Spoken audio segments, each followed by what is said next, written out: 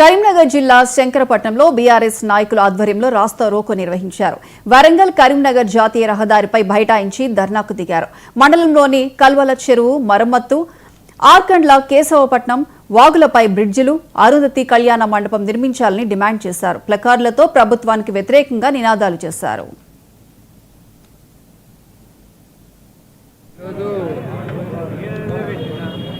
కాంగ్రెస్ ప్రభుత్వ వ్యతిరేక విధానాల వల్ల రైతులు ఇబ్బంది పడుతున్నారు.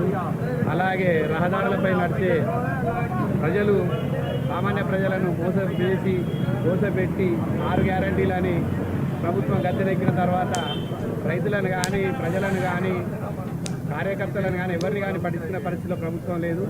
గౌరవ ముఖ్యమంత్రి గారు, వారి క్యాబినెట్లోని మంత్రులు, ఎమ్మెల్యేలు అంతా దోపిడీలకు, దుర్మార్గాలకు పాల్పడడంలోనే నిమగ్నమై ఉన్నారు. వాళ్ళకి సమయం కూడా సరిపోవడం లేదు.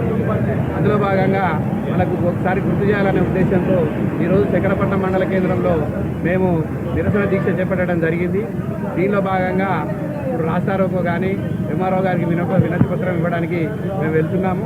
ఈ క్రమంలో మన మండలంలో ఉన్న సమస్యలను మరొకసారి గౌరవ ఎమ్మెల్యే గారికి, గౌరవ ఎంపీ గారికి, గౌరవ సీఎం గారికి ఈ నిరసన ద్వారా వాళ్ళకు గుర్తు చేయాలనే ఉద్దేశంతో ఈ నిరసన కార్యక్రమం చేపట్టడం జరిగింది.